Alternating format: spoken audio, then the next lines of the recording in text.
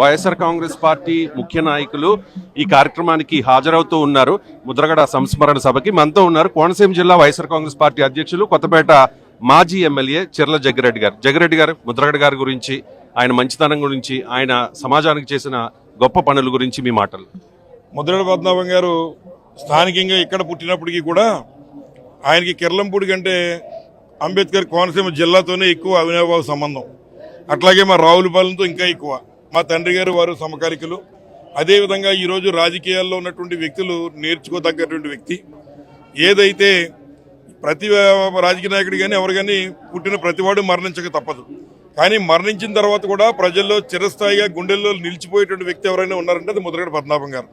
రెండోది, స్వతహాగా ఏ ప్రభుత్వంలో ఎవరైతే మంత్రులుగా ఎమ్మెల్యేలుగా ఉన్నారో ఆ ప్రభుత్వంతో విభేదించరు.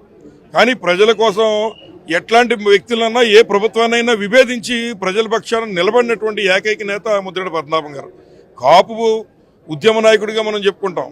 కానీ అంతకు ముందే 4 సార్లైన శాసనసభ్యుడిగా, ఎంపీగా, అదేవిధంగా మంత్రిగా పనిచేసి ప్రజల మన్నలు పొంది అన్ని వర్గాల ప్రజల యొక్క నాయకుడు ముద్రగడ పద్మనాభం గారు. ఈరోజు రాజకీయాల్లో నైతిక విలువలు పోతున్నటువంటి రోజుల్లో ఆయన నైతిక విలువలకి నిలువెత్తు నిదర్శనమైనటువంటి విధంగా ఈ సందర్భంగా తెలియజేస్తూ ఆయన ఆత్మ శాంతించాలని ఆయన కుటుంబానికి ప్రగాఢ సానుభూతిని తెలియజేస్తాం. ఈ కార్యక్రమం అంతా కూడా వైఎస్ఆర్ కాంగ్రెస్ పార్టీ చేస్తోంది. ఇది వైఎస్ఆర్ కాంగ్రెస్ పార్టీ చేస్తున్న సంస్మరణ సభ అని చెప్పి కొంతమంది కామెంట్ చేస్తూ ఉన్నారు. అండ్ ముద్రగడ గారు చివరి మజిలీలో వైఎస్ఆర్ కాంగ్రెస్ పార్టీలో ఉన్నారు కాబట్టి ఆయన వైసీపీ నేత అని ఎక్కువగా ప్రచారం చేస్తూ ఉన్నారు. దానికి మీరు చేసే సమాధానం? ఏ పార్టీకైనా ముద్రగడ పద్మనాభం గారి అలంకారం తప్ప పార్టీలకి అలంకారం కాదు.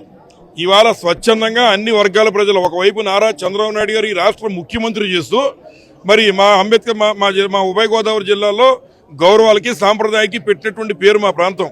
అట్లాంటి ప్రాంతంలో పార్టీల్ని, కులాలని, మతాలని అన్ని పక్కన పెట్టి ఆయన సంస్మరణ సభలకి మరి తెలుగుదేశం పార్టీ ఎమ్మెల్యేలు ఎవరన్నా వెళ్తూ ఉంటే మీరు వెళ్ళొద్దని చెప్పినటువంటి దౌర్భాగ్యుడు నారా చంద్రబాబు నాయుడు గారు.